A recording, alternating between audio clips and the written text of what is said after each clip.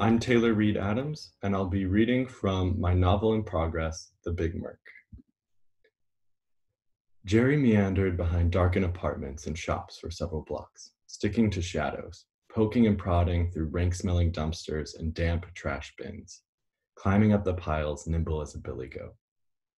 His sack was nearly full of bottles when the apartment buildings gave way to mansions, and he reached his favorite house. It was a 2-story stone temple with a grand porch and ironwork scrolled like icing along the balconies. The house was set away from the sidewalk by a thin strip of grassy lawn, perfumed by a star magnolia and guarded by an ornate wrought iron fence. By the front gate sat a paper bag. This was the only house where he didn't have to sort the bottles himself. The generous person who lived there left them for anyone to take. As Jerry loaded the bag into his, he noticed there was something soft inside the bottles. He set the bag down and opened it up.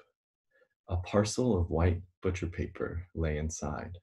He pulled it out, a sandwich. He wanted to eat it through the wrapper, but his eye caught a paper card taped to it. He removed the card and stuck the sandwich in the front of his overalls. He held the card out in the moonlight and squinted, then stiffened.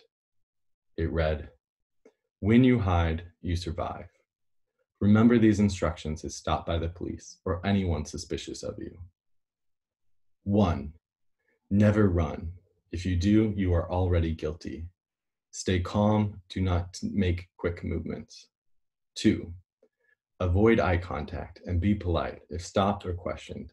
If arrested, answer no questions and sign no statements or anything else. 3. Under no circumstances should you admit to being drowned. Ever.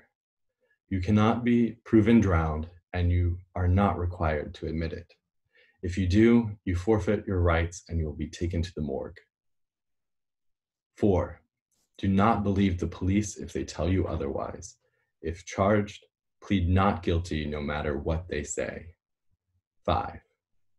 Ask for release on personal recognizance. Memorize this phrase.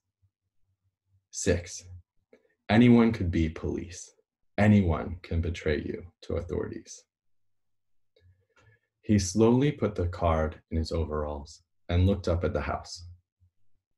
None of the lights were on. The front porch was shrouded in a veil of pitch black. He listened if anyone was there, if anyone was watching. He looked across the street and down it. The street lay open and larger than ever.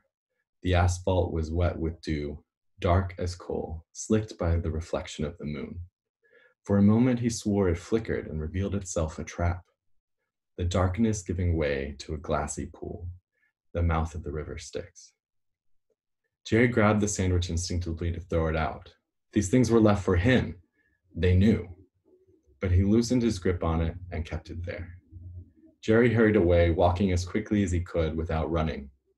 It was lucky that no one on the street was there to see him. He concentrated so hard on blending in, he forgot to swing his arms and had the unnerving appearance of a dog walking on its hind legs. It wasn't until he reached the corner store across the street from the Maison de Charme, the one place he turned in his bottles each morning, that a sudden realization clubbed him in the chest.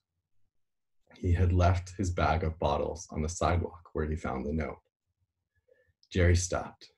He was ready to cry. The sun simmered through a shelf of clouds at the horizon. The avenue was already brightening. Its shapes and edges grew sharper in the light of dawn. The city would begin waking any moment. Jerry lurched, spinning around to face the direction of the house. He had to go back.